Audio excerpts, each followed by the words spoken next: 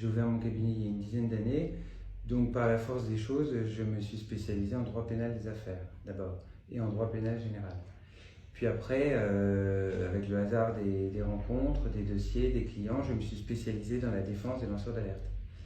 Et ce qui est donc une spécialité à part entière qui permet de traiter à la fois des questions de droit pénal et de droit du travail, puisqu'en général, les lanceurs d'alerte ont connaissance des faits qu'ils dénoncent dans le cadre bien de leur fonction professionnelle.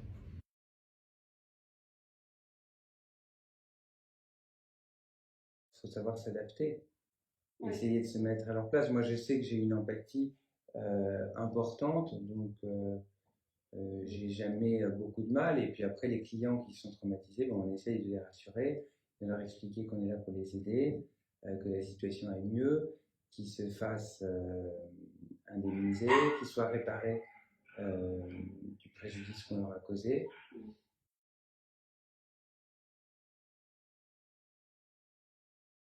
Je vous parlais à l'instant du devoir d'humanité. Je pense que c'est un des fondements du serment d'avocat. Mais il y a aussi un devoir de diligence, de compétence. Il faut savoir ce que vous racontez au client, ne pas faire n'importe quoi.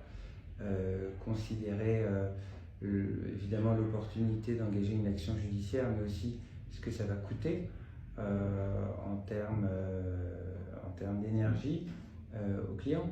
Il y a évidemment des honoraires d'avocat, mais c'est aussi parfois des procédures qui sont lourdes, qui sont contraignantes, qui sont contrariantes. Donc on essaie d'expliquer tout ça aux clients pour qu'ils puissent apprécier les suites qu'ils souhaitent donner en conscience.